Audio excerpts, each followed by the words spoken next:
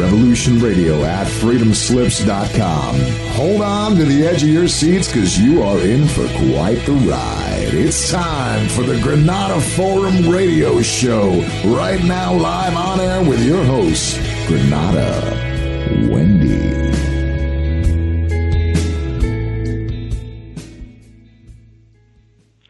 Good evening, ladies and gentlemen, and welcome to the Granada Forum radio program. I'd like to thank my co-host, wonderful man, Mr. Nick Pearson. Hey, hey. You there? Cool. Yep. And our wonderful producer, who we cannot live without, Mr. Richard Kane. Hello. And we'd like to thank him so much because it is an ungrateful job, so we're very grateful to you, handsome. So thank you so much, Rich, for everything you do for us here at the Granada Forum radio program and Revolution Radio. Oh, by the way, this is Revolution Radio. We are the #1 commercial-free, listener-supported internet talk radio station in the world. We are at freedomslips.com. That's freedom, then slips, SLIPS.com, freedomslips.com. And you can check us out. Also, too, Nick, we're also on the internet. Can you tell people how to go to YouTube and all the other stuff? You can go on Facebook, and you can find our Facebook group, Granada Forum. You know it's us. Big green banner says Granada Forum across it. Go ahead and join if you want. Put a lot of other articles and everything on there. And you can also find us on YouTube at the Granada Forum YouTube channel, where I will put the rebroadcast of the show from the week before once it's archived at Revolution Radio. So you can listen to some past broadcasts. And in case anybody missed anything, I suggest that's where you want to go to listen to it. Or the Granada Forum group on Facebook. So we are out there. So go ahead and give a listen. Thank you so much. There you go. Cool. By the way, today is the 27th of May, and we do have David Adair on. Actually, it's April. It's April. Sorry, not May. April. Sorry, we're still in April. A few days before May. Sorry, April. And so we're going to do a couple of quick announcements. I think it's this weekend, but if you go to www.newlivingexpo.com, that's the newlivingexpo.com at the San Mateo Event Center. So go to newlivingexpo.com, check out their website. They have all kinds of speakers and stuff. Go on for information and check them out up in Northern California. There you go. Okay, and also, too, Alien Con is June 15th. We'll be there.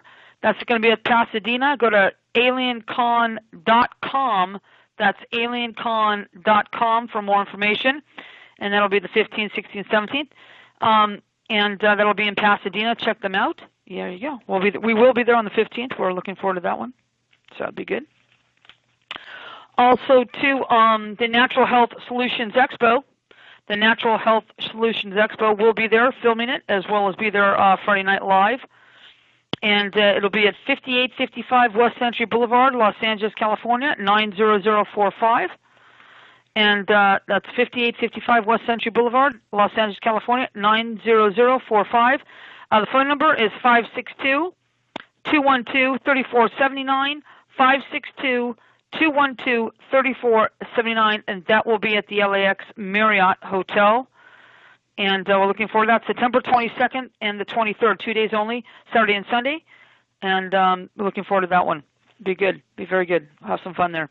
And also, too, our good buddies, the Cancer Control Society, for all the alternative therapies at the 46th Annual Cancer Control Convention. 1st, 2nd, and 3rd, 2018, at the Glendale Hilton Hotel. That's the Glendale Hilton Hotel. You go to cancercontrolsociety.com. That's cancercontrolsociety.com. Or check out their phone number at 323-663-7801. That's 323-663-7801 for all the alternative therapies to cancer control. They're great people, and Frank Cousineau, who runs that, it's just absolutely wonderful. They're live last 3 or 4 years, me and Nick, and Bob. It's been a lot of fun, so we can't wait to do that again this year.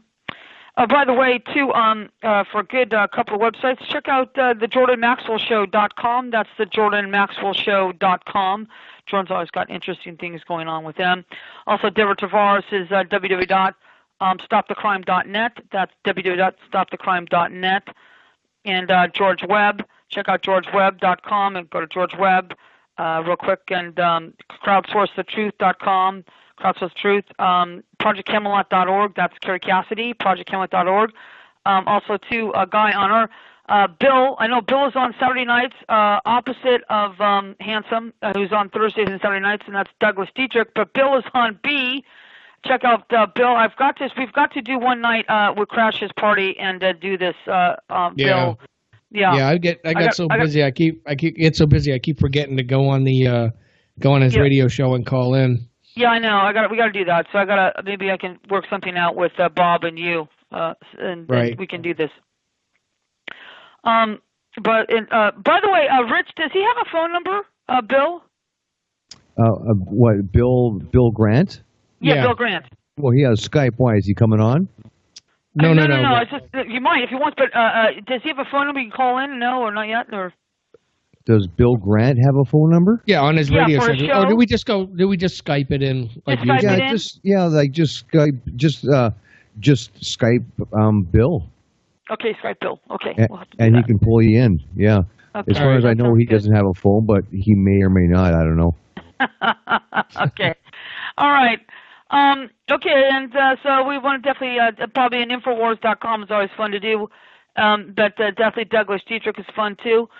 Check out Revolution Radio and all the other radio talk show hosts that we have on our wonderful station as well, and all kinds of good things going on. Okay, we have an incredible guest. We have, coming back with us tonight, we're looking forward to him, is Mr.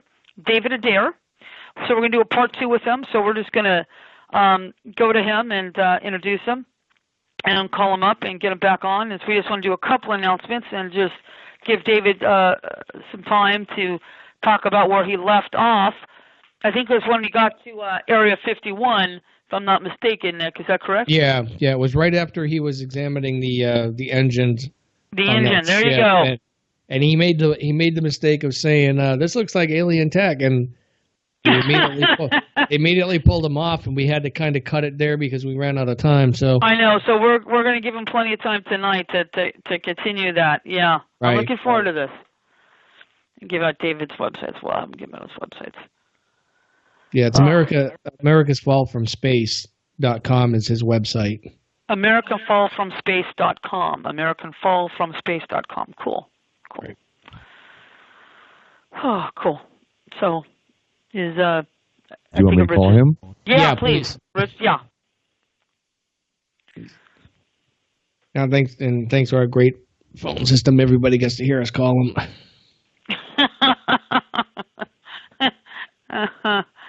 Really, I've had some. Hello. This is David. Yes. Hey, David. This is Nick and Wendy from Granada Forum. Welcome to our radio program. Yes. How you doing? Hey, how's it going? We're good. Hey, David. We just gave out your website twice, but you want to give out your website too? Yeah. My website is www.America's Fall from Space, and that's America with an S, possessive. AmericasFallFromSpace.com. Cool.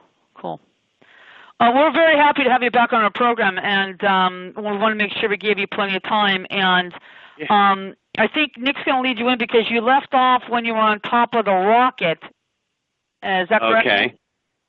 Yeah, just at the point you left off last time, just at the point where you had gone in and looked at the engine on this thing, and you said this looks like alien tech, and that's when they yanked you off, and we ran out of time. We couldn't go much further than that. So, if you would like, we could continue your story on from there. Sure. What happened?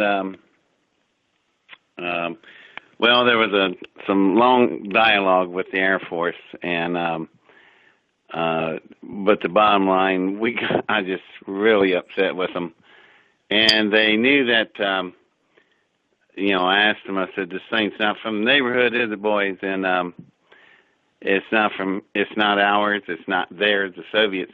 This is something altogether different, and I suspect by the size and configuration, the craft this thing came out of had to be big, about the size of an aircraft carrier or football field. And So, what'd you do with that thing? And it had a crew. What'd you do with them? So it was just escalating, and finally they told me to come down off that thing, get on the floor. So when I was coming back down, wherever my hands would hit the smooth surfaces, it's not a blue-white wave that I had when I was going up the thing, because I was just amazed to watch the thing. This is bright red, orange-looking colors. So as I kept going down, I was looking at that and take my hands off, stop to put it back on. And then what it did, it calmed down to, it went back to the blue-white waves. And I realized that thing is not heat-seeking recognitionality. I thought it was. It's actually more organic in nature. That thing can read you. So it was reading my mood. And, wow, that's really advanced for a biomechanism like that. So that surprised me. But anyway, I got down on the floor, and we were still in an argument mode with Air Force people and the origin of things and the technologies I've seen, and nobody's answering anything. So they tell me to get in the back of the vehicle, which I got on the back bench looking outward.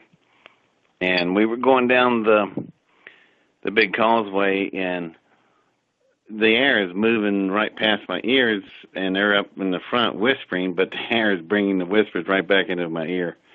So I can hear what they're saying, and they're just saying they need for me to help them get that thing up and running or figure out how to repair such an area or get something going, because if they don't, they're not going to have enough speed to get to first strike. And I'm going, what? Are they playing baseball? First strike, what is that? And because this is 1971, I've never heard the term. And so then they went on and they started talking about MAD, and which is Mutual Assured Destruction, this great pro name that we live under.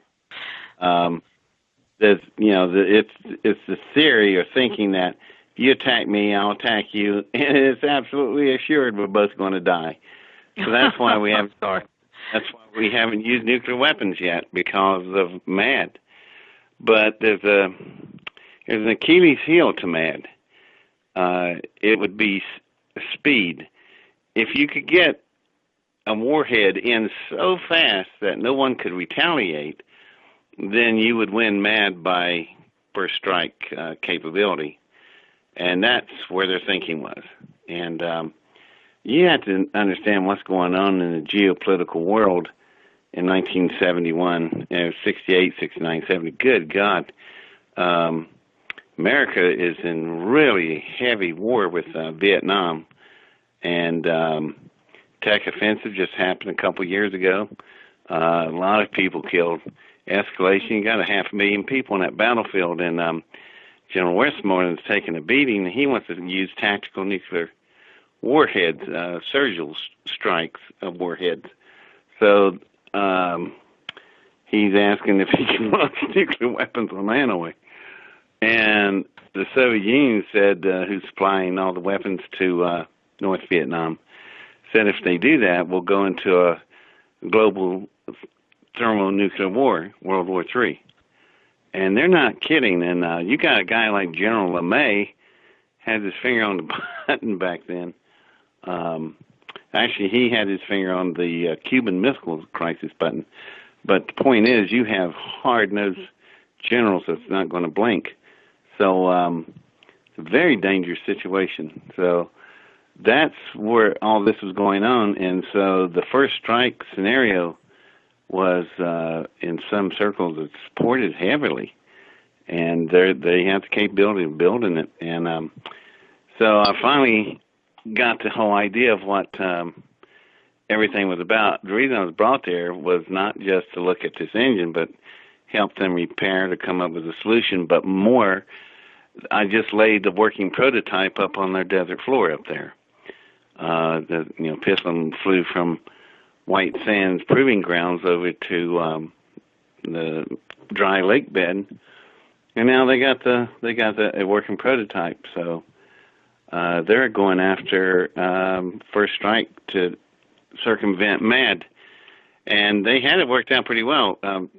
General LeMay, if you didn't know this, four-star general, had a nickname from World War II as Bombs Away LeMay. He designed and built the B-52 Stratus Fortress that is still working today as our nuclear deterrence. He also founded SAC, Strategic Air Command. All them bombers fly under direction of it. So he is really quite powerful in that area. He's the chief of the Joint Chiefs.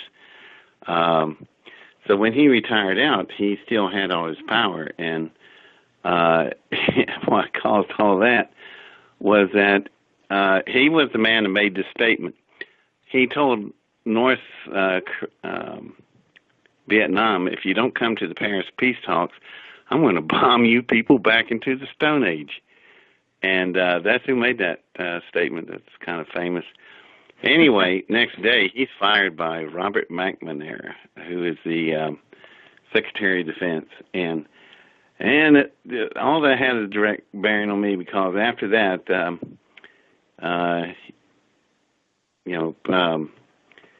General Curtis May ran for politics, and in 1968, he ran with George Wallace on a third-party ticket.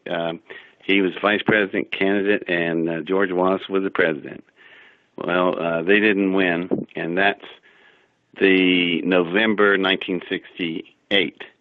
On January 6, 1969, right after the holidays, I get a knock on the front door, and it's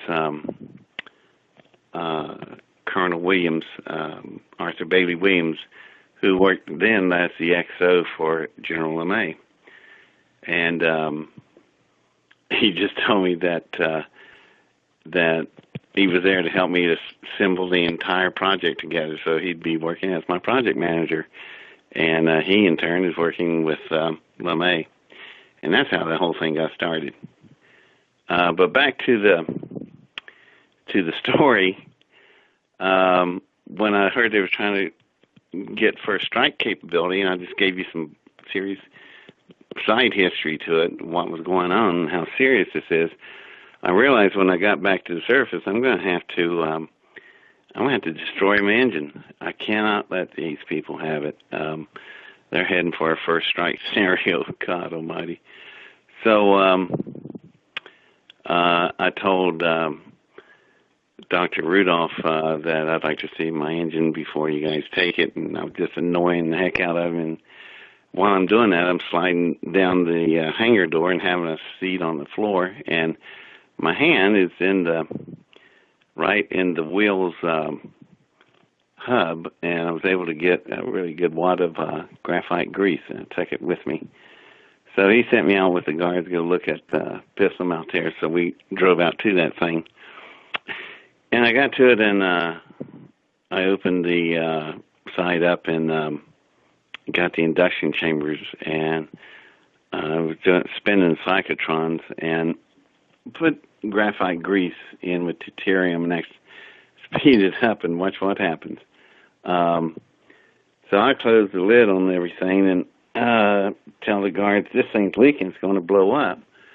So, and it is going to blow up. So I set the detonation cycle for 5 minutes for the cyclotron. So we go right across the desert floor and that weird-looking golf cart thing. And the guard asked a really good question I hadn't thought about. He said, what's a safe distance? I thought, oh, God, if this thing goes nuclear, there is no safety.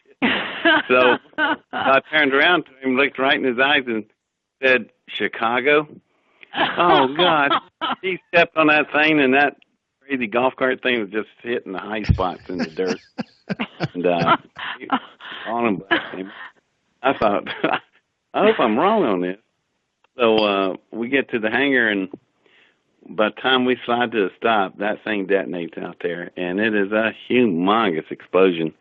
But it didn't go nuclear, so it was conventional, but it was devastating. I think about the biggest part they found was about the size of my thumb. So Rudolph, he comes around over and asks the guards what happened. He said it was leaking. Now, he knows that thing don't leak. So he's looking at me. He's looking out there. And then he looks down on my body, sees my hand, grab my hand, roll it over, turns around, looks at the hangar door. That's how fast this guy is. And he looked back at me. He said, very smart. Then he hit me. Man, he hit me so hard. I had lower teeth come through my lower lip. Oh, and, God. And I'm down on the ground. I'm spitting everywhere. And I hear all these guns cocking, and I'm going, oh, God. So I look up, and none of the guns are pointing at me. They're all pointed at Rudolph. How about that? I looked up and went, hey, Rudolph, Father's just got through fighting you guys over in World War II, and I don't think they're exactly over it with. And maybe they don't like seeing a German Gestapo person knocking the heck out of a Midwest teenager. And boy, that was the ticket to say, because that's exactly what was going on. And but Rudolph had some kind of power, but he told everybody to put their guns down. And then they took me to a room. We went through some offices and down a hallway, then to a corridor, then into this room where no windows, just a door, and they closed it, and the only thing hanging in there was one light bulb by a wire, and that was it. And that's when I knew I was in trouble, because Rudolph just got through telling me that he has a cadaver of my size, weight, and age, and they're going to change the dental charts and the bones and burn it, and send it back home and tell my parents I was killed in an accident in White Sands, and I was going to be living there for the rest of my life. And I thought, oh, man, I'm in trouble this time. So what I didn't know is that Colonel Bell overpowered his guards back at White Sands, got to a radio and called LeMay, told them where I was taken, and LeMay jumps in his jet. It's like a private jet, not a Lear, but I forgot what they call it, Gulfstream. So anyway, he flies into the base to Area 51, and he can do that even though he's retired, because he was. Remember, he was the guy that founded SAC. He was chief of the Joint Chiefs. He was more than just a Joint Chief. He was an acting general and very close to the rank and file. So he had enormous power. And before he left office, he appointed all the base commanders. And Area 51 is under their SAC command. So he put the commanding officer at that base himself. So he could fly right into the base if he wanted to. And he comes. So I'm sitting in that room, and I am just hurting, and I hear a noise out there, and the door flies open. There's this big silhouette frame in the doorway, and this guy's moving violently a stogie cigar from one side of his face to the other. And I went, oh, God, that's LeMay. And he's got this other guy's tie around his fist, and that's the colonel of the base. He was throwing him back and forth in the hallway. He was a little bit upset about things. He saw me, and the colonel said, we didn't do this on us. And he said, who did? And he said, Rudolph, and where is he? And he just left. Go find him. So, and he had them clean me up and put me on his plane, and he brought me home back to Wright-Patterson, and then he had his car take me back to Mount Vernon, Ohio, and that was how I spent my junior year in high school summer vacation. Wow. Yeah, that's a showstopper. Yeah, I thought I was doing good on summer vacation by going out and fish. Man, but you know what? They did ask me a question for real, and I was sitting looking at it going, I told them I worked at Pizza Hut.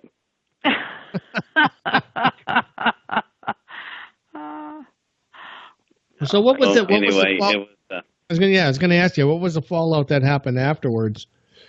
Oh, my God. Well, LeMay told me on the way home, he said, they're not through with you. He said, oh, they are so far not through. He said, they're coming back. They're just regrouping. I'll burn the paper trail as best I can. And he said, the best thing you can do for yourself is never build another rocket ever. And just don't do it. He said, that's the only leverage you got. And it made sense to me. So it was quiet when I went home in fall, senior year. Went through the winter, graduating, and spring of my senior year. So I'm in a graduation line, and I'm in my cap and gown and shaking hands with the parents as they go by and telling them I have a scholarship on my way to OSU, Ohio State University. So anyway, I grabbed his hand. It's ice cold. And I turned to look at him. There's two guys in black suits with mirror sunglasses to help me. And they hand me this letter, and I step back out of the line, open up, and it says, greetings. I'm drafted. It's June 10th, 1972. Draft didn't shut down until 1975. So they grab hold of me and they pull me across the yard of the school and into a waiting blue Crown Victoria. And so it was several in a station wagon. There was a whole bunch of them, but they were all the same color blue. And I went, oh, this looks like Air Force. And the people, my parents were yelling, and they just told me it's legal conscription. And it was. You can be legally kidnapped at that moment. So off we went to Port Columbus, and we pulled down at the lower part of the field where MAC is, Military Air Transport. And there they had a private jet waiting. And I get out of the station wagons and the cars stuff, and so we get out. And then everybody that's with us is in black suits. But what pulls up now is a truck full of Air Force people, and they get out, and they all got guns. And the people in suits got guns. Now everybody's putting all their guns at each other and cocking them, and it's looking like a movie scene. And somebody's gonna do something stupid, and somebody's gonna shoot, and a lot of people are gonna get hurt down here. So I asked Colonel Bell to just let me go with the guys in the black suits. It'd be okay. I said, let everybody go home tonight. So he did that. And I flew off with them, and a couple hours we're in home of Langley, home of the CIA. And I'm strapped down on this table, and the door opens, and in walks no other than Arthur Rudolph in his white coat, and several of his friends with him. They push in the tables, and oh man, you should see the stuff on these tables. But that's when I felt the liquid fire in the left arm going up my vein, and that was my first introduction to sodium pentothal, followed by sodium barbital, and all the Hall brothers come to play, and it was rough. So anyhow, they didn't get what they wanted after about the third day, and that's when they let off on everything. They started sobering up, and a guy came in and asked me if I would build rocket engines. I said, no rockets. Comes back and he said, well, how about jet engines? I said, I can build jet engines now. They can be defensive. So that's when my military career started. I was at that point sent to Great Lakes, Illinois, and I started my career in the Navy. And well, Mr. Adair, that's a hell of a high school graduation, bar none. That's like number one. But I didn't mean to please continue. I'm sorry, but that's just unreal. Really, from this point on, I'm under national security oath, so right. Nothing I can really get further about. But so why can I talk about Area 51? I was 17 years old. You can't sign a minor under a national security oath. So it's in the Constitution. So anyway, wow. That's how I can tell you that part of the story, but can't tell you this part of the story. They were smart. They were smart to get me locked up under that security. So, cause I tell you, crazy as this story is, it's nothing compared to what happened in the military. Oh my God. Oh, it's really cool. All I can say is what I miss most about the military: all the cool toys. Yeah, they got some good ones if you know where to look. Oh yeah, well, especially if they take you to them. Yeah, that's well. They never took me to the real good stuff, but I I got a gander at a few of them anyway. Yeah, I see them moving around out in the distance. Yeah. So I did more than want to look at them. I said, man, let me go have at this stuff. So I really got as far as I can go. Oh my God. Anyway. Let me ask you. So now, after they put you in the Navy so you're in the Navy for 4 years? No, 11. 11. I was going for 30, but I got so banged up and beat up, I couldn't stay. So after 11, I opted out because I just couldn't keep up with everybody. However, that has not stopped me from doing some other cool things. Do you know about the SHIELD Act? Our grid? Yeah, I do. Have you? Well, okay. Do you know what Congress did with me? I read a little bit on it, but I don't know all the particulars of it. The Congressional Committee and the Congressional Caucus for the SHIELD Act have made me a spokesperson for the SHIELD Act. So that's what I am. That's what I've been doing a lot lately is trying to get people aware and trying to tell you what's happened. And if you think my story is crazy, this thing is right up there with it. First of all, you have to understand things. People don't have a clue what an EMP is and what a CME is. They're both similar. They both one does way more damage than the other one. Now, y'all know what an electromagnetic pulse is, right? It's the shock wave coming off. The cycle. Right. Yeah. Right. That's what knocks off the electricity and different types of power grids, Mr. Adair. Absolutely. And it's a known fact. We have proven it over and over in laboratories, how this will happen. And really found out about it in an accident that they never told you about. I think it was Project Orange. And what they did, they detonated a thermonuclear warhead in space. They actually launched one and detonated. I think it was about a 50 megaton warhead. And when it did, it made a spectacular. They did it out in the middle of the Pacific Ocean. Made a spectacular light show. Well, I bet it did. And but they knocked out all the power on the entire Asian continent on the coastline. And they went, "We didn't do that, did we?" That's when they learned about EMPs, electromagnetic pulse, and very deadly, very powerful.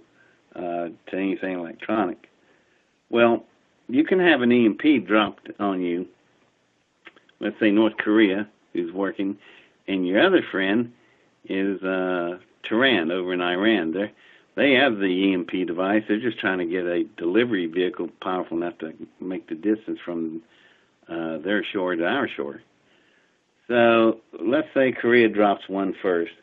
It'll come in about 300 miles above central part of the United States, like Missouri, and it'll detonate, and most people won't even know there was a detonation. You won't feel anything, you won't see a blast, but that EMP wave will be coming down, and that's where it gets interesting, because the normal power lines you see in your neighborhood on telephone poles, they carry about 5,500 volts. So when an EMP comes down, it's going to charge everything with a nuclear charge. And they're not going to send no 5,500 volts to them lines. They're going to send about 3.2 million volts. You know what's going to happen to them lines? They're going to turn red, they're going to turn white, and they're going to be gone in a puff. But before they go, all that surplus energy has found its way into all the transformers. Now, the transformers, the big round gray cans hanging on telephone poles, they're filled with oil. They're filled plumb smack full of oil so they can dissipate the heat when the electricity's running through. Well, this surge comes through there, and all the transformers explode, and they explode like napalm. And now everything's on fire everywhere. People walking down the street, their babies are on fire. They're on fire. Everything's burning up. You ever looked around and see how many transformers are anywhere near you at any time? And they'll all detonate. The entire United States is on fire from coast to coast. No way to put it out. Who are you going to call? You can't. None of the cell phones work. All the cell phone towers, infrastructures are down. Well, the police. Police have no communications, no radios, no emergency bands. It's all gone. National Guard, same story. Military, they're not here. So, and that's just your first 60 seconds. Now comes the next other 60 seconds. You know what happens? At any one time, there's 500,000 people flying in the United States Airways. They all come crashing down. Jeez. All of the jet engines shut off. Now they're falling everywhere. Jetliners, private planes, helicopters, it's all falling out of the sky, and it's landing in hospitals and schools, churches, malls, city parks, you name it. And all that's going on now. And everything else is on fire, by the way, and it hasn't stopped. And you can't call any fire departments. The fire engines won't run because all the circuits are knocked out from the EMP. And this now, Mr. Adair, let me ask you real quick. I don't mean to apologize to interrupt you, but let's just say, okay, what you're saying the second minute's going on. So let's just say people have backyard hoses or you have water in your house. Is that not working too because of electricity? Yeah, because the pumps aren't pumping to pump up the pressure that would make the water come out of the hose. So you have nothing. It is such total screwment day. It's unbelievable. You think this can't possibly be true. You're making this up. I wish it was, but it's not. It's the way exactly it's going to happen when it happens, and it definitely is going to happen. So all I've been telling you has just been the first 2 minutes. Now, more fun comes. Everything's burning everywhere. So the hospital's on fire. Can't save anybody. They just all burn up. You start killing people by the millions. Then the fabric of society unwinds. And really, the real killer, man-on-man violence. People go out of their minds. There's no one to call, no one to respond, no one to help. Fire everywhere, things falling out of the sky, and the thugs and the gangs in the cities now rise up. I'm telling you, it's no joke. It's not really something to be laughed at. It is your worst nightmare. It's real, and it's just sitting there, and you guys don't even know about it. But somebody else did. United States Senator Lisa Murkowski from Alaska. Oh, I know that name very well. Oh, yeah. Well, did you know that she killed the SHIELD Act twice? And she also I know she voted against it. Yeah. She's the chairwoman of the SHIELD Act, and she's a Republican. And she's a never-Trumper. Came out in the arguments. I tried so hard to pick a fight with her. I told the committee, that hired me. I said. I called her a pond scum-sucking bitch. Any of you people I'm sorry, hear Mr. Adair, that was just funny. Murkowski people, come and sue me. I'm just waiting. We want to go there. So she's ran over. She's murdered everybody in the United States twice. And she's a enemy of the state, a traitor. And I want to know who made her chairwoman. Those people need to be drug out into the light. and let's talk to them. Why did that happen? But she told us why she voted against everything. She's a never-Trumper, a Republican. So she don't care whether she's never going to let Trump pass any legislation. Never mind, it may kill you and all your family. She don't care. She's New World Order. She's definitely New World Order. The way she got office was husband died, and she took his place. And I had I said that on Coast to Coast, went, what? I had about 500 people from Alaska call in right then. And they all said, yeah, that needs to be investigated. This is so suspicious. That happens. That happens more than once. I mean, when Sonny Bono hit the tree, his wife got put in office or elected to office. Yeah, man. Well, it's like a standing honor thing. They let the wife finish out the term. But the problem is, a lot of these women are just cobras waiting to strike. And that's what they did. Oh my God. So that's Mr. Adair, is she still a senator or on this committee of Alaska? Yes, she is still chairwoman of the committee. No, is she a senator or congressman, or just sits on this committee? She's a senator. She's a state senator from Alaska. Well, a state senator. So does this as a people from Alaska? She's a federal senator. She's a U.S. senator. Yeah. Okay, so have the people from Alaska wised up to get her out? Oh yeah, they've been trying, but they seem to need help up there. But you don't have any trouble getting them to call in, though. They will just keep on going. They have a lot to say about it. Right. And I went, my God, I didn't even know any of this was going on. I just know down here she's just trying to kill us all. But, maybe because she lives in Alaska, she will not be affected directly by the EMP. But when America is gone, because the military's gone, we'll just be we'd be blacker than North Korea. You know what's going to happen to Alaska? It's going to be adopted into the Soviet Union and just walk right in there and take it. Well, Obama already gave away part of the islands to the Soviet to Russia anyway. So, yeah, that's kind of a given, don't you think? Yeah, you know something you need to type in. Type into the internet July 23rd, 2012. You know why that date's important? Because what we've been talking about is EMPs, electromagnetic pulse, from man-made devices like nuclear warheads. However, what we're going to talk about now is called a CME. Well, what's that? That's a corona mass ejection. It's a ball of plasma the size, weight, and mass of Mount Everest, a 29,700-foot tall mountain. And it's a ball of plasma, and it covers 93 million miles in 14 hours. It's just below light speed. And in September 1869, storm of 1869, one of those big balls of plasma hit Earth head-on. And that was an interesting moment because the only thing electronic at that time was the telegraphs. Well, they lost about all their telegraphs and had fires in sheds and had to dump it out, and they had to restring the cables, and they were back in business. If that would happen today, your entire electric power grid is 40 feet in the air, just sitting there.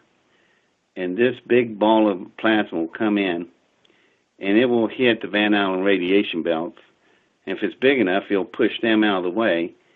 Then it will come down on the opposite side of where it entered the atmosphere, and then it will detonate, and the ball of plasma then travels down through the upper atmospheres, like the ionosphere, the stratosphere, and it will cascade over the planet, doing what an EMP does to America, but this time it's doing it to the entire planet, to every country on the planet, all at once. The Aurora Borealis, like it did in 1869, it will get so highly charged that people down at the equator could see the northern lights. That's unreal. Wow. That's what the New York Times reported, that people in New York were reading the New York Times by the light of the Aurora Borealis because it was just The other side effect of that is you're going to hear a whole bunch of millennials screaming because their cell phones stopped working. Oh my God, that would be just the least of your problems. When the power goes out, man, I mean nothing's moving. All street lights shut out, all trains shut down.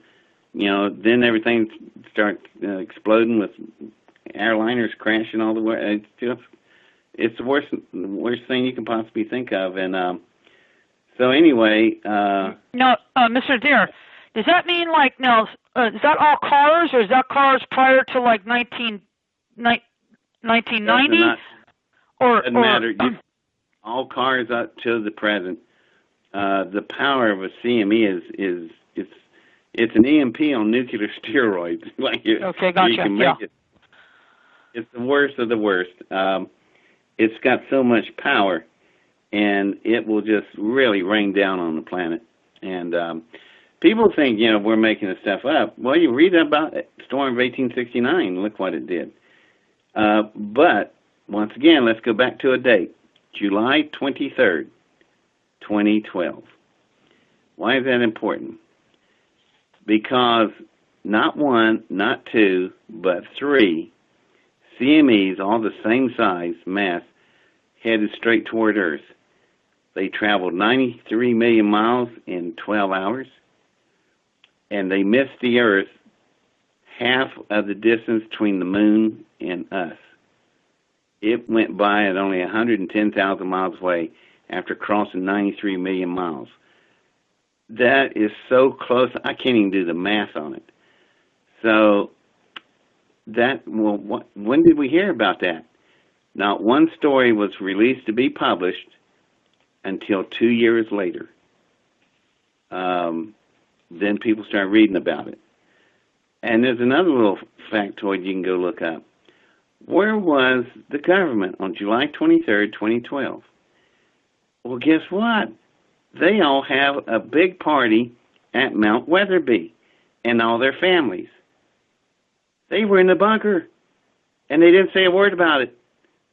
And 2 years later, we learn about it. And if you think all this is bull, look it up. July 23rd, 2012. Now think about this. We estimate, and not just we as a consortium of about 12 different scientific firms and groups, and some of them don't even like each other, but when they did the project, they came out with the same numbers, and that is worthy of attention, because if they can't agree on the numbers, that's pretty much going to happen. So they say that when a CME hits, the destruction will be so total, and with exposure, no food, no water, disease, man-on-man violence, wintertime comes, it's really cold, no power, no heat, 97% of the population dies in the first year. And you got 12 different groups coming to the same conclusion. So, not making this up, y'all, it's real. And it's here. Wow. It's a problem. I think I picked the wrong spot to move to then. You don't want to be in a big city, I can tell you that much. I'm not in a big city. I'm just in a colder climate than I was before. Well, a lot colder. Well, I didn't give you all the bad news. You remember Okay. In the first 2 minutes, so much burning, the smoke will go into the upper atmosphere. It will give you a nuclear winter, first winter. You'll drop about 40, maybe 35 below zero across the entire planet. So what hasn't killed itself or been eaten or died, the cold of the nuclear winter would get you. So the point is, it's a planet killer.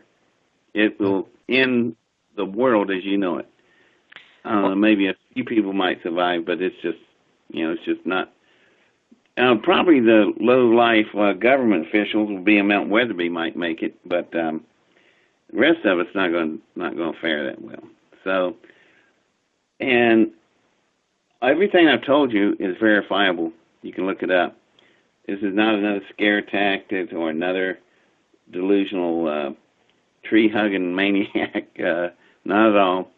It's just, it's physics. I'm just telling you the physics of it, and it's all reality. We should have I wanted to tell you about 23rd, 2012 hit. If that happened and that many people died, move on down about 6 months more, and about every human being left on the planet is dead. And you would run up on December 21st, 2012, and 99.5% of the population is dead. The Mayans were right. If it had hit, that's exactly what would happen, and they were right. Right on that day, it would have been about the end of mankind. Not too bad for people 2,000 years ago with no computers. Yeah. They actually pegged that pretty well. Let me ask you carving that calendar into a round into that round wall hanging that we all use as decoration now. Yeah, well, here's something else. Put that 3 pounds of gray matter in your skull to work. There's another thing you go look at. The Panama Canal people intercepted this ship coming from, I think it was China, on its way to North Korea. And no, it's coming from Cuba on its way to North Korea. And they noticed the crew was acting weird.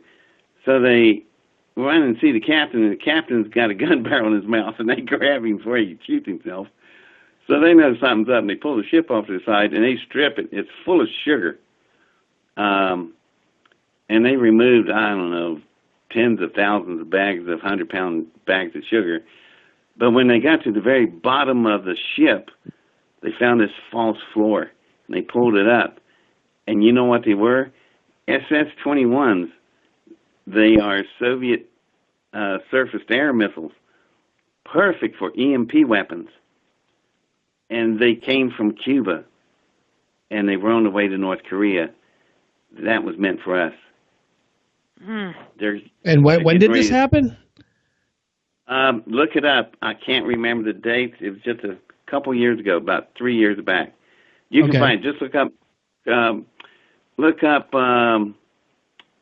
Cuba ship intercepted at Panama Canal en route to North Korea. And I'll show you the pictures. You can see the missiles laying in the bottom of the ship. They're big. So how serious is it? How much more serious you want other than one detonating over your head? They're getting ready. They're lining up to get us, y'all. And by the way, here's something that's from the military world.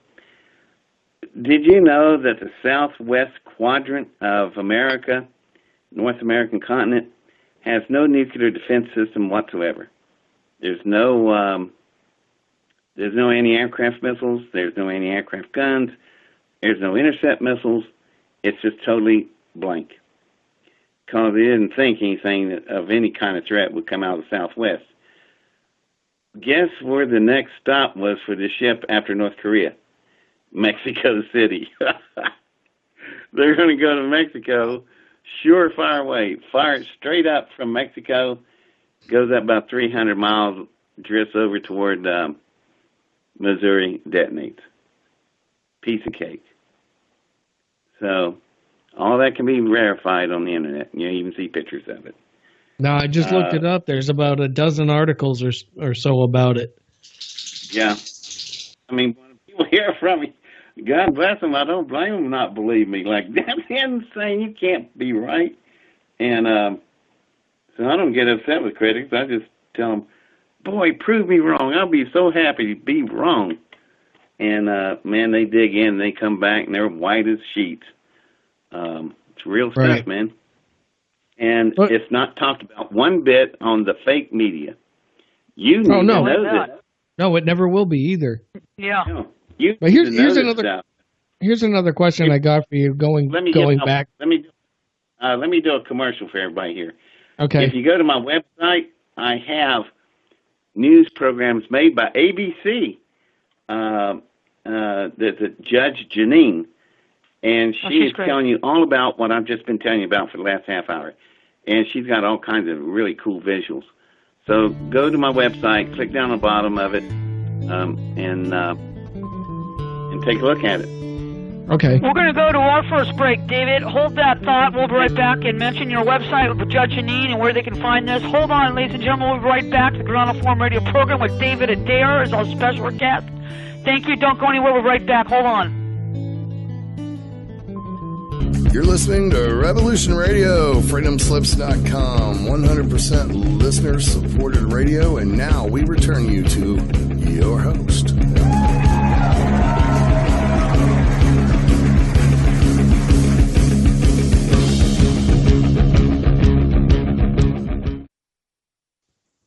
Are we on again, or? Yeah, I think so. I think we're on. I got to do some other funky stuff here now, but yeah, go ahead. Okay. Well, welcome back from our break, ladies and gentlemen, and our guest is David Adair, and Nick, his website is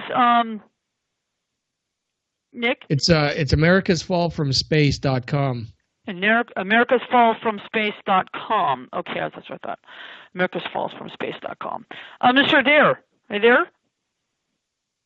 Mr. Adair? He's still on the line. Maybe. We should have Dave, unless he's muted. Is Dave muted? Okay. Our phone systems are so great. I tell you, I love Skype. God. Okay. All right. Well, hopefully he'll. Maybe he just stepped out for a second. Unbelievable first hour, ladies and gentlemen, with David Adair. And again, his website is Americaspace.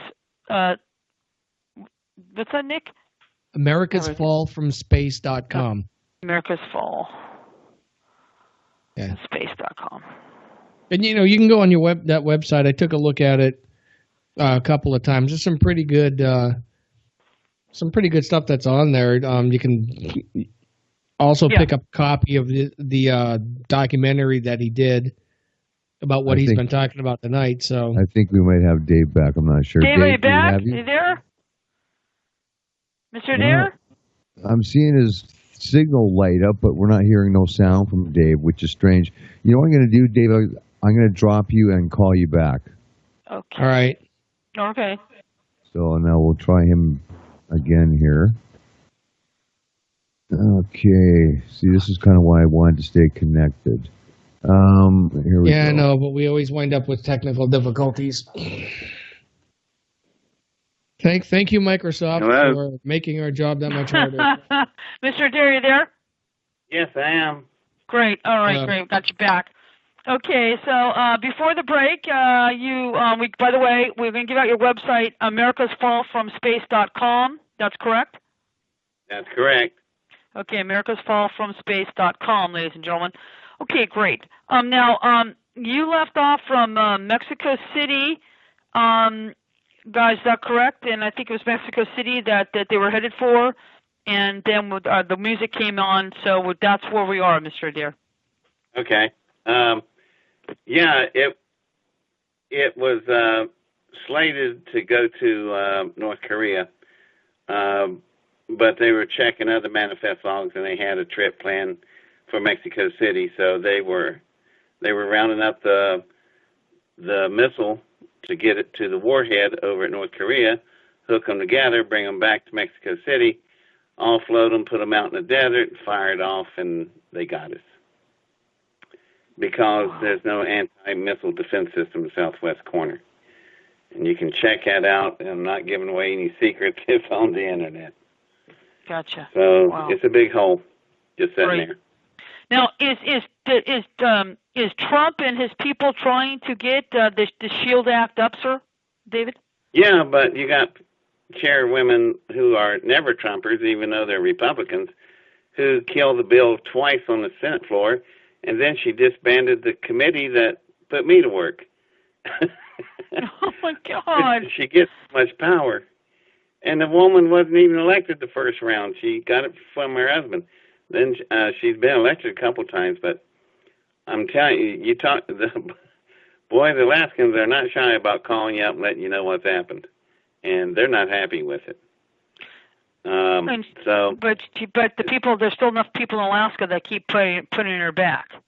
Yeah, they are snapping at her heels all the time. That's a good thing. Yeah. Well, my question to Trump would be, why have you not made this a national security threat and label it on a priority one? Because once you do that, there's no discussion. You just go fix it. See, in the bill, if you go to my website and go to the top and click on the SHIELD Act, you will see the bill, and the bill is going to borrow one time only, will borrow $10 billion from the annual $30 billion to the Department of Energy every year. How does the Department of Energy spend $30 billion every 12 months? What is it building? You know, that you can't. So we will take $10 billion from its budget, cost you taxpayers nothing. Then we bring in all the equipment from ironically, from the 1950s. They work perfect. You put the diverters in, surge protectors, countermeasures, all the stuff you put into the electric grid through all the substations, and then when an EMP or a CME comes in, we just have a really cool light show watching the Aurora Borealis, and that's it. You know, all this can be avoided for $10 billion. You then lost, $215 billion. You had $65 billion disappear in Iraq, another $150 billion reneged on the Iran thing. So that's $215 billion just pissed away. Nobody asked any questions. All in cash. Right. And look it up. It's on the internet. Not making any of this up, y'all. Right. So it's a shame we can't get the SHIELD Act passed. Yeah, I don't mean to interrupt, but we got somebody in the chat room who wants to know if you're familiar with Dr. Linus Pauling and his petition against nuclear testing. No, I'm not familiar with it, but that sounds like a sane thing to do. Right. You don't need to be. We've learned enough from all the programs of the 50s. We're still sorting through the data. It's just not necessary. Besides, what's the end result? Mass killing across the planet. You know, I'm not a tree hugger, and I'm not a never Trumper, but there's somewhere in between there is a common ground. That's where I'm at. Just trying to think my way through this stuff. It's not easy to do sometimes. Well, and because you get real familiar. I mean, even when you were 17 years old, you were working on that magnetically contained fusion engine. Right. Now, electromagnetic fusion containment. Right, engine. That one. Yeah, sorry, I didn't say it right, but now, is there any way, instead of just turning that into a propulsion engine, into a power generator that could actually be used to generate electricity, instead of using all these other technologies, and use it that way instead of, being able to shoot a missile across the Earth in no time at all? Well, I was not building rockets. Everybody has made me a rocket scientist, and that would be like making a carpenter into a hammer. Just as a hammer is useful to the carpenter, so is this rocket to me. What I was building is a new type of nuclear power plant, because you guys know nothing of the good twin. All you've known is the evil twin. You've had fusion and fission, but they are both uncontained, and they are out and about with the pile rods being generated. You can have nuclear meltdowns, the China syndrome. You can have make nuclear weapon fuel with it from the spent pile rods. You can make depleted uranium shells. It's just a very nasty situation. And then comes what I work on. Electromagnetic fusion containment. This is a good twin you haven't met yet. Our reactors run at 100 million degrees centigrade. That's about 10,000 times hotter than the core of the sun. So, nothing can withstand, no material can withstand. Well, you're right. We use electromagnetic force fields to steer the plasma where we need it. So, the neat thing about our process is this. We can never have a China syndrome. We cannot melt down. we do not physically possible. We do not have powder rods. We use 2 pellets of fuel about the size of baby peas. When you spin them and they collide at the speed of light, it will start a chain reaction that is something to see. It's like birthing a sun. And the other cool thing, actually, pun on words, the other cool thing about a reactor is that when we shut it off, you can open the door and walk in shirt sleeves. 0 radiation. At 100 million degrees, there's nothing left. Not even radioactivity. So you have clean thermal fusion power. And there's no radioactive waste like you got Mount Yucca filled with. And you can't have a meltdown. So not a bad system, is it? Y'all haven't met that one yet. No, That's but the other... fantastic.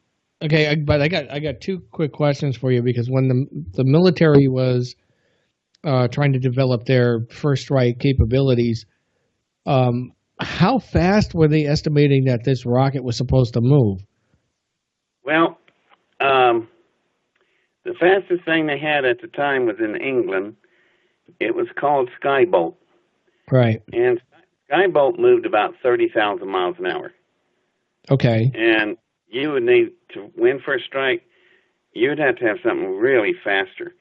So the way the game plan was laid out by LeMay is that he wanted McNamara to retire all B-52s and replace them with 45 Valkyrie XB-70s.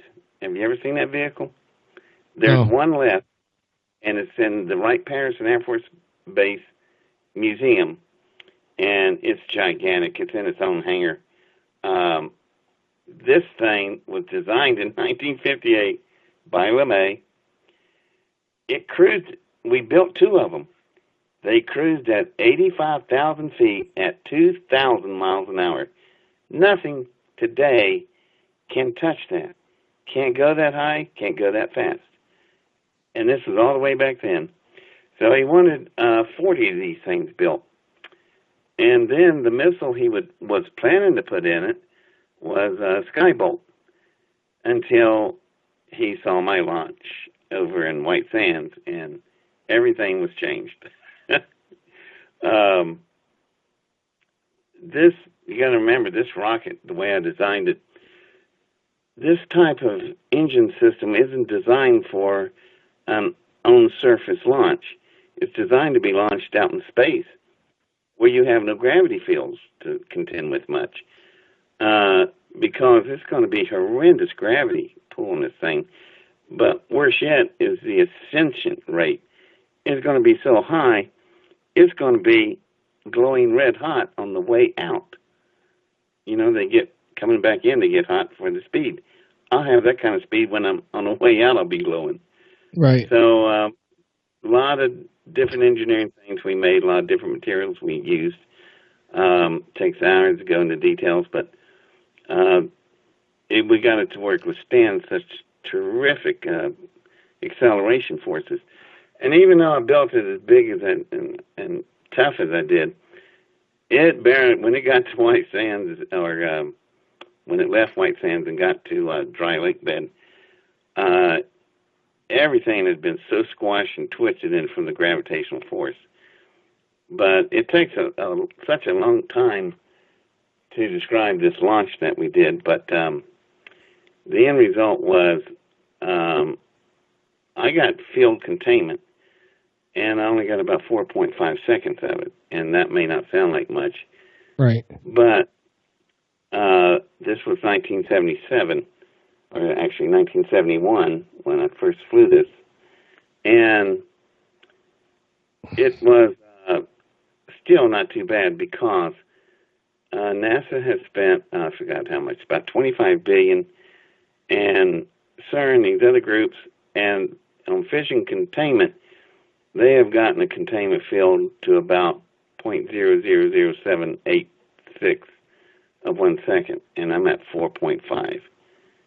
So that doesn't sound like much, but believe me, in that world, that's enormous.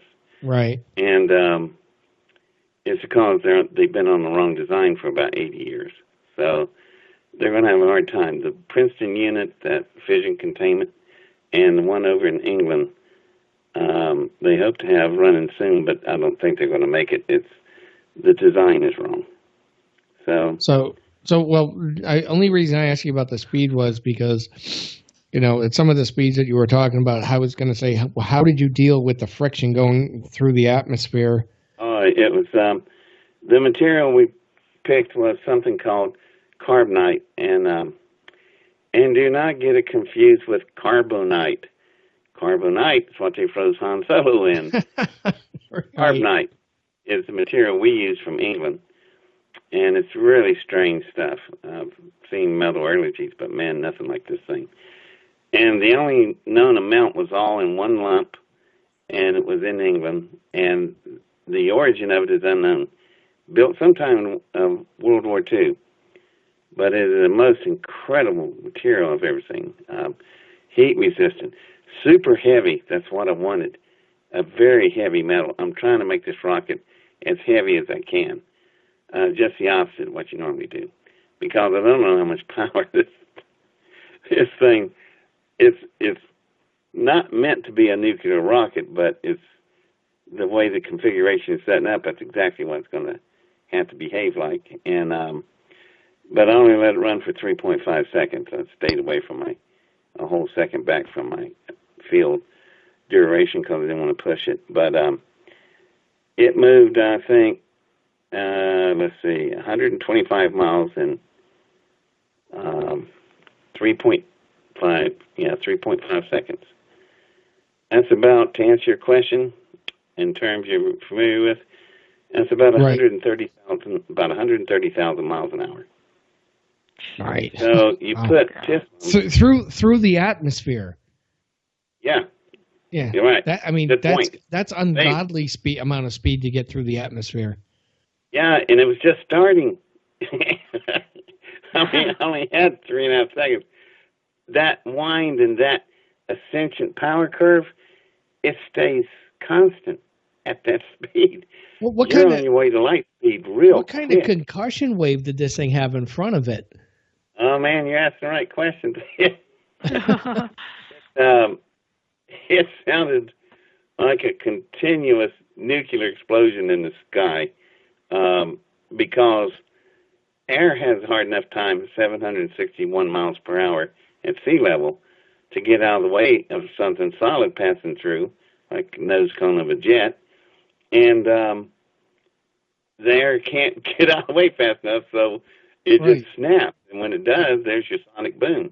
I mean, I can't even imagine being anywhere near the flight path of this thing because. That's why we were where we were. There was the no-fly zone. Right. But this thing, man, I tell you had to be there.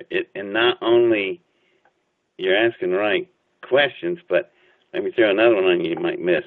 You should have heard it. It was a sound like you can't even. I imagine it would have blown your eardrums out, though. No, it was more lower. Really? You could feel it through your chest inside the building. I don't understand that, but but in the middle of all that heavy thundering roar, there was this high speed,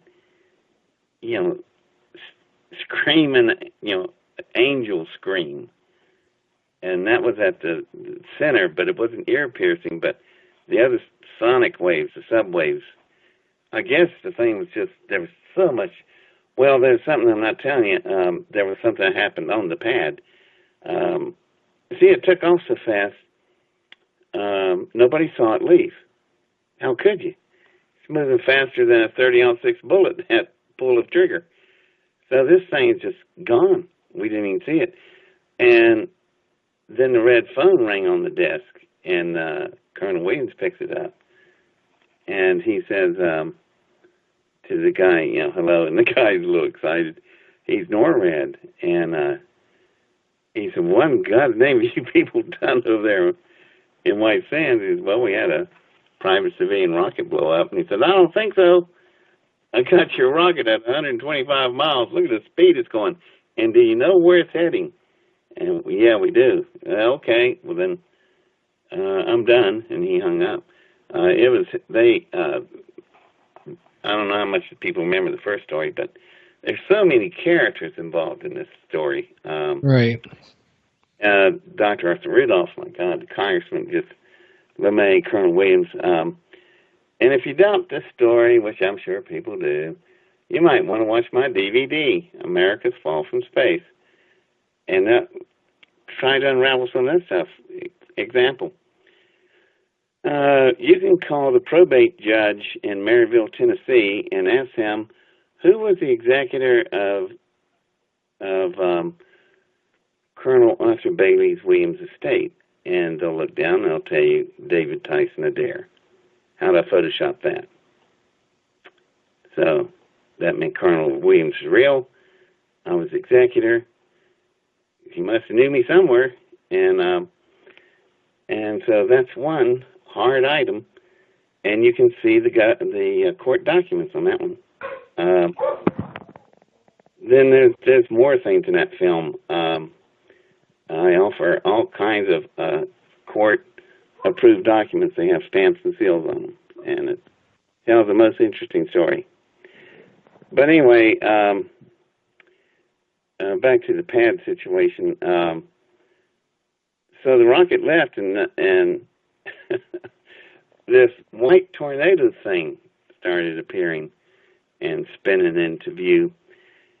And then in the white tornado, going up through it, went jeeps and ground equipment and launch platform, umbilical tower, about everything out there on the pad, in some of the pad itself.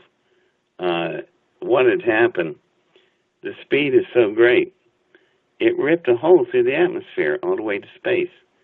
And space now has a funnel, a straw, down to the ground, and it's just taking everything it can get hold of.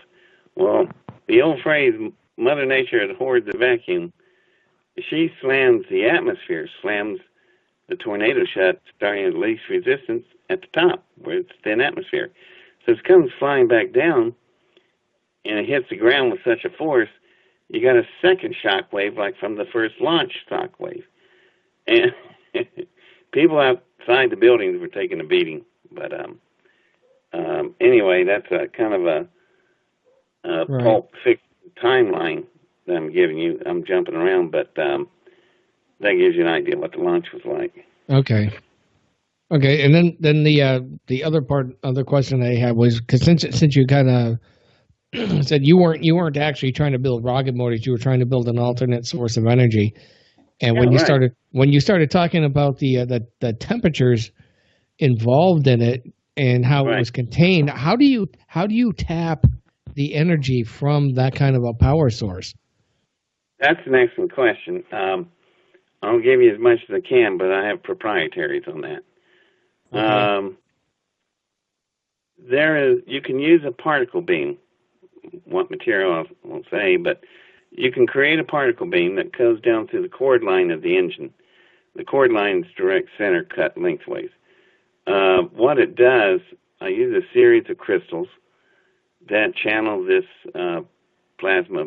Well, it's not really it's a particle beam, and it's fired down through one of the big spheres at the end. And when it gets to the end, it will create an orifice through the magnetic field. The orifice size, diameter, I control by the dilation of the crystals. And what is really cool about that is that's in normal rocket engines. That little hole is called specific impulse, and that's your heart and soul of a rocket engine. And from there, I can control the engine, release as much power or speed through there. And what's neat, when the particle beam makes it through, the matrix of the magnetic field keeps on going. So the magnetic fields are extended beyond the sphere, beyond the rocket fins, and past the rocket engine. So the entire bottom parts of all the rocket is protected, it's shielded. and then the exhaust is allowed to release. And man, you've got the power of the sun right there. Right.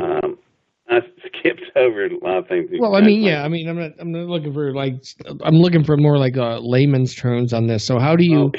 How do you tap that power source and turn it into? Well, how do you turn that into like electricity, so to speak? Well, see, it's really actually simple. What we're creating is not even reinventing the wheel. You want heat, and buddy, I can create heat. Right. 100 million degrees centigrade, I can create all the heat you're gonna ever want to deal with. So that, in a series of particle beams like you do, where you spray, you can deconcentrate, where you can bring the temperature down to a workable level. And what it does, we will expend out into the chambers heat, so you'd have a hot cell, and you're heating up water. The water spins the turbines put out generators put out the electricity. So it's just another basically it's just a hydrodynamic generator. Exactly. Right. And they all work fine, except this one has the power of the sun, and it doesn't ever quit. It's eternity running. And you don't have to worry about spilling like radioactive gas all over the place or burning up like you don't Fukushima. Have that. Right. And you don't even reload the thing with the power rods and the waste and all. You have none. Right. Every once in a while, you drop 2 little pellets of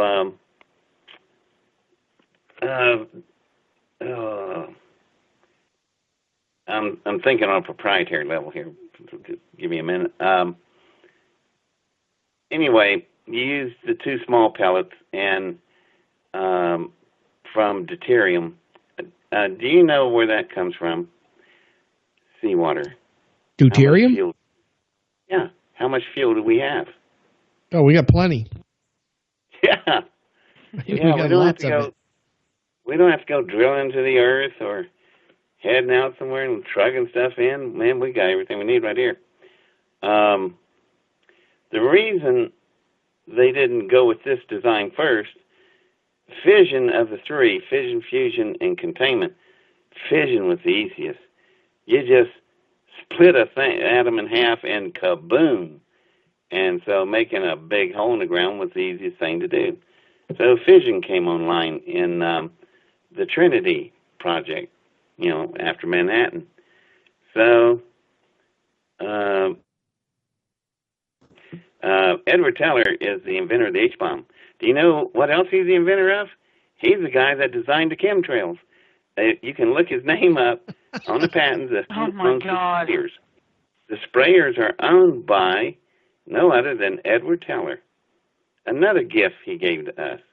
Yeah, he's the gift that keeps on giving, isn't he? So, I mean, when you just hear it, that's a factoid. And I should tell you, I mean, that's not even funny. That stuff is awful. I mean, the man makes an weapon, and he comes back and gives us trails. By my house, Mr. Adair, sometimes by 12 o'clock, if not 2 o'clock, they have sprayed so much stuff in the air that you cannot see the sun. I mean, this isn't like in the San Fernando Valley, just outside Los Angeles. So I'm not lying. I lived in San Fernando Valley. Actually, I lived. I can't remember. It's a pretty little place to the very end of it. Chatsworth, Woodland Hills. No, boy, I know the name when I hear it. Well, it definitely wasn't. It definitely wasn't. It definitely wasn't Pacoima then. Going the other way. It was down by Santa Rita?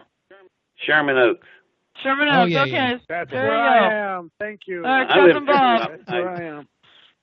Yeah, and I've seen it with my own eyes. It's just so blatant.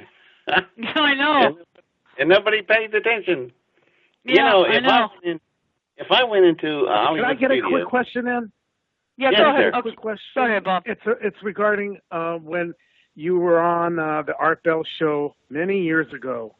and you had mentioned something about the Flying Saucer Cafe. Flying Saucers Cafe. Do you remember that? I know what you're talking about. It was the Flying Saucer Coffee Company. Right, exactly. And this guy, Rick Austin, was putting it together, and right. I bought a franchise out here. Well, something happened, and I lost track of Rick. He disappeared off the face of the earth, and that's too bad because of the coffee industry. But I think his idea was fabulous, and it would have flew. Pun on words. It still could. Because Absolutely. Starbucks is obviously doing well, and Wendy and I and when I'm with Nick and we're in Starbucks, we raise a whole ruckus together. And talking about all these different provocative topics. We've dealt with some of the people that would come up to us. So y'all can help me. If anybody knows Rick Austin, get in touch and tell him to call me. I invested with him. But I'll try to do some research, and if I have to get through to you through Wendy, I will do that. I'd appreciate it. I would really like to talk to him. He and I were good friends. I'm sorry I lost track of him. Well, thank you for jolting my memory with his name. So I'll get him. I'll try to look back in my archive. Yeah, Rick Austin. Well, thank you. Thank you very much. Well, thank you, Wendy and Nick. It's another great show, and continue on, and I'll mute. All right. I got two questions for you, Dave, Mr. Adair. Yeah, my first question, and now Bob, I know is going to be listening. He might probably jump back on this, but you probably heard of Ciro. Do you know what I'm talking about? I don't think so. It's called Ciro, not Ciro. Siren or CERN? whatever. Are you talking about CERN? About CERN? It's called CERN. CERN. Okay. The one in Switzerland, and we have one or something. Can you give us a little light what you might know about that? Yeah, something might not be so technical, but it's a fun little side note. The facility that they are chasing the God particle. Yeah. You all saw it. If you saw Star Trek and you saw the new Scotty back there in the engine room, that is it. That is the real one. They just put some Star Trek tables in there, and they were allowed to film inside that thing. And remember the big tanks? That was the cooling tanks. But anyway, they gave the director of Star Trek, I forgot his name. I don't know if I hear it. Anyway, they gave him that was J.J. Abrams, I think you were talking about? Yeah, J.J. Abrams. They gave him a God particle that they had trapped in some kind of material. And, man, he was blown away by that. I would be, too. But, yeah, that's a little tidbit. They're still working on it. They're still trying. It's kind of like doing what Hawkins was trying to do on paper. Hawkins was trying to come up with the string theory of everything. And this, on the other hand, is more of a applied approach instead of theoretical. And they're actually trying to find the God particle, the particle that basically it was the start of all creation from the Big Bang. And that's why they call it the God particle, because it's creation of everything. And if you can find that particle, you could easily prove then somebody like Hawkins could finish off his work by having that there. So, unfortunately, the little fellow didn't live quite long enough to get to that. I think he would have made it. Of all the people who've tried, I think he would have made it. But the substructure, he's very much like the guy that invented a Lamborghini in 1860. He didn't have any fuel to run it, so he just hooked a horse to it and pulled it around like a cart. Right. Well, you know what the whole funny thing with the God particle issue was? Is they actually brought in the guy who came up with the Higgs boson into an experiment that they did, and I was watching a documentary on it, and they had some very, very very narrow parameters of what would consist of definitively proving it existed and definitively proving that it didn't exist. and it was a weight measuring giga-electron volts. And when they actually did the experiment, they actually caught one, and they said, "Here's how much it weighs," and it weighed almost exactly in between the two parameters that they had. It proved it did, or proved it didn't. And the only thing I thought to myself was, well, isn't that kind of ironic that they called it the God particle, because they can't prove it exists and they can't prove it doesn't exist? Yeah, a little humble course 101 going on there. They really think they got answers to so much stuff, and also I think a mistake is they talk in absolutes, and there is no absolutes out there. It's just everything is always in a quantum flux, and Einstein was right. Everything's moving. So here we thought nothing went faster than the speed of light. Then here comes tachyon. So just when we think we're at the ultimate of something will come along and go, oh no, that's not it at all. So there's a lot to be going on that area, and some of the fears didn't rationalize. And people laugh at them. I wouldn't laugh at them because some of them, there was a possibility, but it's so remote, it's insignificant. But, where they thought they could turn the atmosphere into fire and basically turn the Earth into a new sun. That was feared about nuclear weapons in 1950. They were still concerned about that with the CERN. But as they found, they survived. They were worried about the black holes, where you make the mini black holes, and that the whole Earth could get sucked inside an experiment. That certainly would be a bummer of a day, let me tell you. But none of that has happened, so I think we're still on the right tracks. Okay, how about second question? My second question would be, David, what do you know about Nibiru? Because you can see it from different places, other than America, that you can see you can see it. Right. I haven't studied enough to really give you a coherent answer, but Gotcha. I've seen the same things you have, and by just seeing those photos, man, there's something up there. I got you. I don't know. I haven't taken time to study it. Okay. It's not that I'm throwing it on the ground or whatever, but from what I've seen and what I know of celestial mechanics, I'm not worried about it. Okay. But it could easily be another black swan on the list. But okay.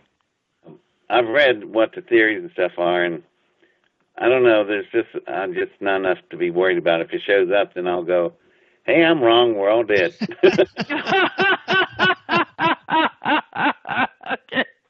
Okay. Well, the one thing I was wondering about that was, because as any body of any size travels through space, it's going to create a gravitational field. I mean, and I haven't seen any research that said anything, but it's going to throw something out of alignment that would normally be traveling through space. It's gonna shift it. And I mean, I don't know what you have seen. Have you seen any of that? No, the thing I would keep an eye on is the tides. Tides are going to tell you first what's going on underneath. If the tides remain constant, it could be coming by, but its gravity fields are going to be negligible. Well, that all depends, because according to Al Gore, our tides should be a lot higher now, and the whole Earth should be melting down into nothing. Oh, God. Well, when that thing passes by and tides up to about the 50-story window in New York City, I would go, hey, there's something to that now. But somehow I don't think it's going to happen, but okay. No, I don't think so. I really wouldn't. You got some more serious. If you want to worry, I'll give you other things to worry about, like the electric grid and the SHIELD Act. Right. That's right. What I really should be worried about. And you have some very unfriendly people out there trying to give us a party. Right. Well, speaking of that, because I forgot to ask you this earlier. Sure. When you were talking about the electromagnetic pulses, because my understanding of it is you have to really blast the atmosphere to create an EMP to begin with. And the news a little while ago was hyping all these EMP weapons without using nuclear bombs. How do you create an EMP all by itself without creating a huge explosion? Well, even Mother Nature can make them. But the ones that we're talking about is weapons grade. Right. And it's out of normal nature. Nature pattern wouldn't bring down a whole continent. But the type of EMP that they can design now and is available to North Korea and Iran, these EMP weapons are significant. You never guess who's behind fighting the SHIELD Act. This gets you. Oh. The power companies. The very people who are trying to protect. Yeah, they're the ones fighting it all. They will tell you we could take EMPs all day and nothing will happen. Well, I just so happened to have an EMP manufacturer call me and said, you want an EMP device, and drive over to his place and just punch a button and let's see what happens. That would be awesome. I said, yes, I would. Can I get one? And I had lawyers telling me, David, you'll go to jail for decades.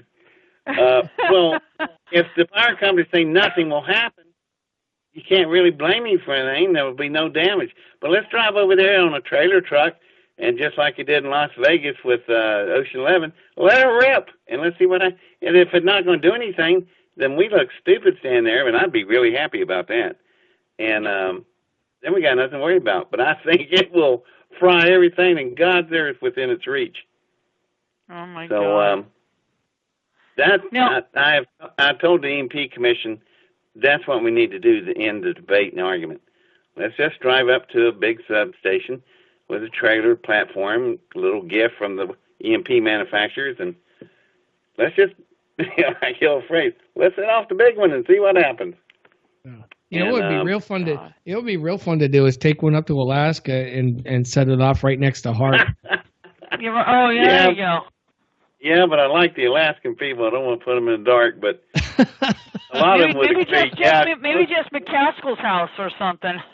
I'll tell you what, there's such a hardy crew up there. But come on up, it'll be worth it. Yeah, we can do this. I see her sit in the dark for a while.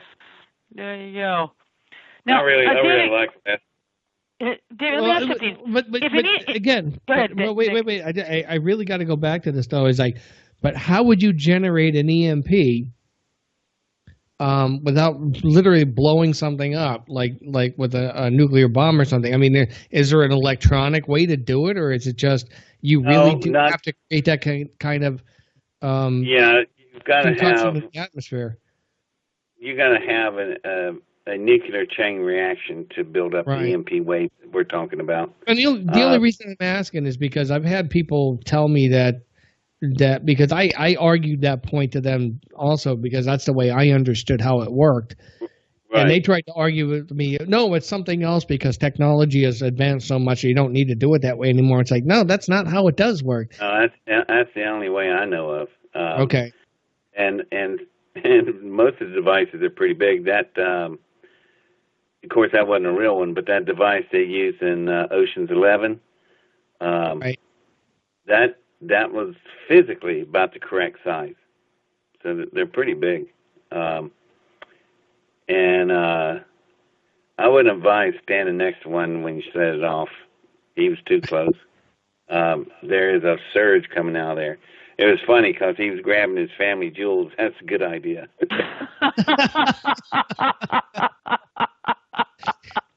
I wonder how many people are going to go watch that movie again and look for that part. Oh my God! Oh, I've got a lot more than was before. Now at this point.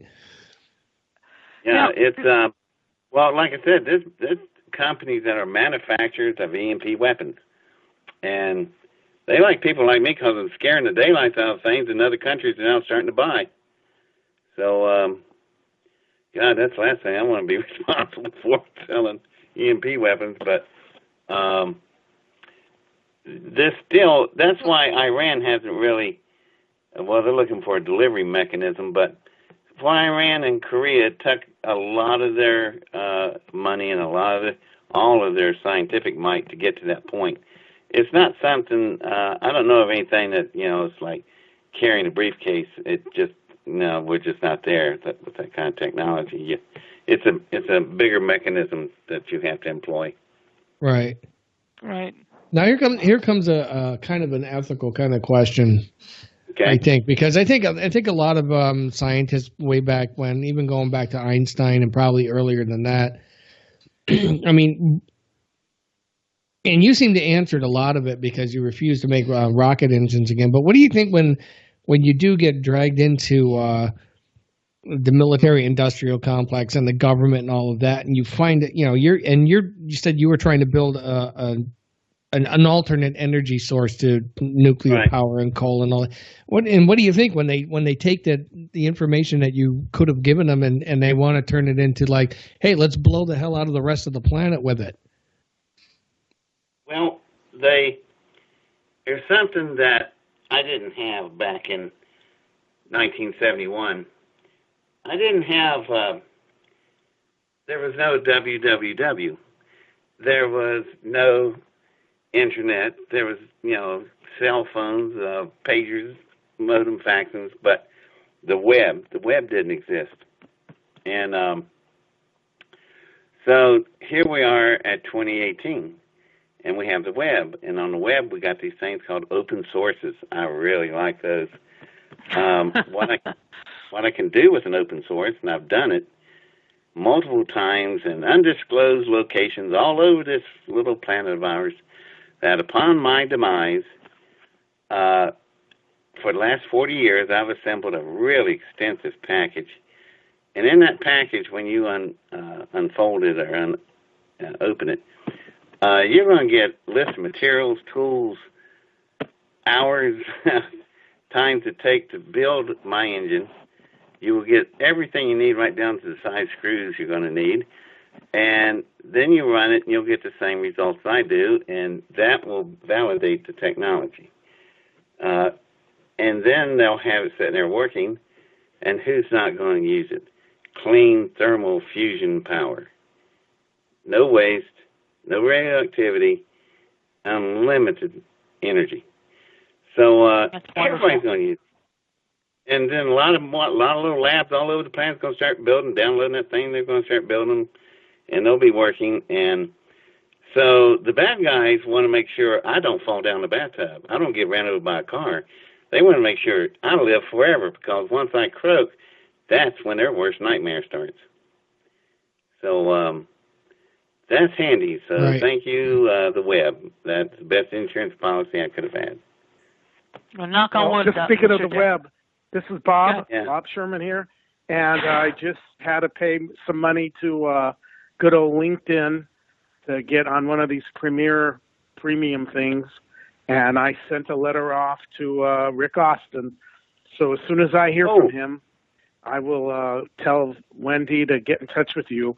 He's working at a place, I think it's something about Lions Share. He's an executive producer. Lions Share. He's an executive. Right. Executive producer and director, television, film, infomercial, and internet experience. Mr. Rick Austin has over 30 years of experience in television production, marketing, the mass media, the internet, etc. So, I did my... I appreciate that. Right. If you hear from him, give my phone number. David. Yeah, well, give him my phone number so I can give it to Rick. Yeah, no problem. Okay, definitely. Okay, thank you, guys. I'm going back on mute. Okay. Thanks. I've got a question, if I may. Go ahead, John. When I came online, I heard something about Mexico City and then North Korea. So I didn't quite figure what that was all about. But my real question is, do you think Kim Jong-un sincerely wants to denuclearize the Korean Peninsula? No, he's going the other way. I think he's trying to get some heat off of him. That boy's EMPing up over there. And what you missed was I don't know the dates, but they've obviously found it on the internet. It's a story about a cargo ship coming out of Cuba carrying millions of pounds of sugar, and it gets into the Panama Canal. The captain's acting weird. Then the captain goes to put a gun in his mouth. That's when they grabbed him, and something's wrong here. So they pull the ship over and they strip it down. They get down to the bottom of the hull and they find a false floor and they take it out. And there are 2 Soviet SS missiles there that are capable of delivering the EMP to us. The ship was scheduled to go from, it got it from Cuba, and those missiles are from the missing Cuba, the 1964 missile Cuban crisis. So these are old rockets, but believe me, they'll get the job done, what they want to do. They're going to go back to North Korea. They'll hook up. Then the next port of call after Korea was Mexico City. So they hook up the EMP weapon in North Korea to the rockets, and then they send it back to Mexico, take it out in the desert, fire it off, up it goes, about 300 miles over Missouri, and it detonates. And there goes your grid. Just that simple. And we know about it. You can even see the photos of the missiles laying in the ship, if you think the stuff is made up. But it's not, and you don't hear nothing about this on our news. Nothing. Right. I had to hunt and find, Judge Janine made a program about it. She said on the program, she went into the meeting, came back, and she was scared to death what's about to happen. Oh, and I didn't even tell you. Mainstream media is basically focused on Stormy Daniels, Trump having 2 scoops of ice cream and his hair. Yeah, well, you know what? You better take a look at the Silicon Valley substation. Look that up on the internet. That thing was attacked, and it was so systematically attacked, it is absolutely frightening. The police said, the substation was hit by vandals. Okay, vandals now, spray cans. Those vandals, when they approached the thing, they cut the fence, knocked out the cameras, knocked out all cameras. Then they went in and they took out, I think, 22 generators, and then they took a a magnesium burn rod is? You burn through safe doors with it. Yeah, well, they call it a thermal lance. Yeah, well, this thermal lance was used on their vault doors into the fiber optics, which they cut with chainsaws and the burn rod. And they were in and out in 22 minutes. They did $5 million worth of damage. The station is down for the next 10 years. And the way it's running, they're diverting power around it to get to Silicon Valley. And I thought, it can't get no worse than that. And the police said it was Billy Bob and Bubba on a few beers and some spray cans. Does that sound like Billy Bob and a few beers? I don't think so. Yeah, and that name of God, that was a professional assault by a very sharp team.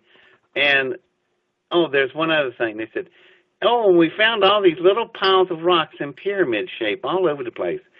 Name of God, I used to work with, do you know what that is? That's what sharpshooters do when they break into a site. They pre-site everything. They make a little pyramid shape of rocks. So when your attack teams come in, they know exactly where to go to shoot out all the cameras instantly. Does that sound like Billy Bob and Bubba on beer? No. No, that would have been beer. Then it would have been pyramids. Yeah. Well, the little pyramids, you can turn them while you're stacking them, and you point the leading edge toward where you want to see the cameras it's your target. It's targeting for you. So you run up on it, look down, look up, and you'll see the target. What it does, it cuts down all the time looking around, wasting time. So you come in and blind the place in the first 15 seconds. And that's exactly what happened. Well, Mr. David, let me ask you a question. Now, when did this take place? July, I'll have to look it up, but just look up something about the Silicon Valley substation attacked. Okay. When you go to something like that, I mean, I hate to say this, but after 20 minutes, no police or nobody showed up at this place after 20 minutes? Well, they showed up. They left in 22 minutes. In 25 minutes, the cops show up.